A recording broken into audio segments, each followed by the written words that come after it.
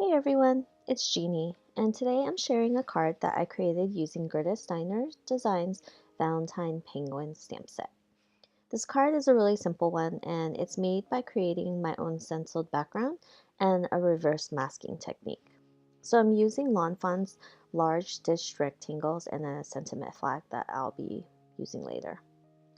And I decided that I wanted a white border around the card, so I'm masking the sides off with post-it tape. And using a heart punch on a piece of scrap paper, I create a stencil. And I added that post-it at the bottom of it since the heart was so close to the edge. And I didn't want it to get ink on the card where I didn't want it.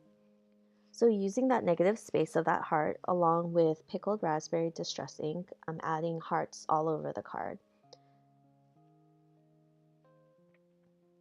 And there's no real rhyme or reason, just putting it wherever I want.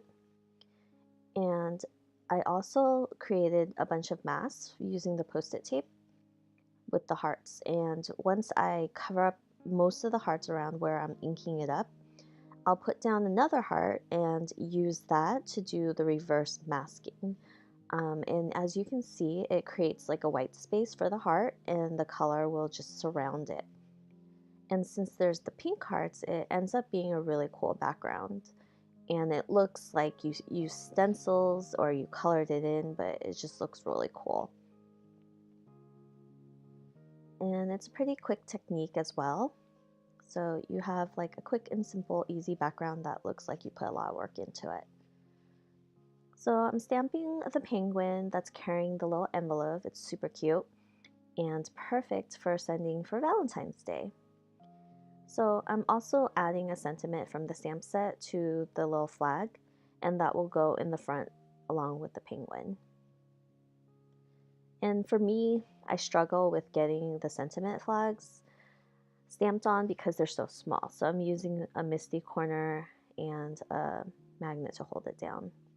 For the sentiment, I also decide to ink up the edges, and I think it gives it that pop of color since the background has a lot going on. It needs to stand out a little bit. For the coloring of the penguin, I'm using Spectrum Noir markers, and all the marker colors will be listed down below. Since it's a smaller image, it doesn't take too much to shade, so I'm using about 2 markers per color area, and I have to be kind of careful since the image is a little smaller and I don't want the colors bleeding into each other.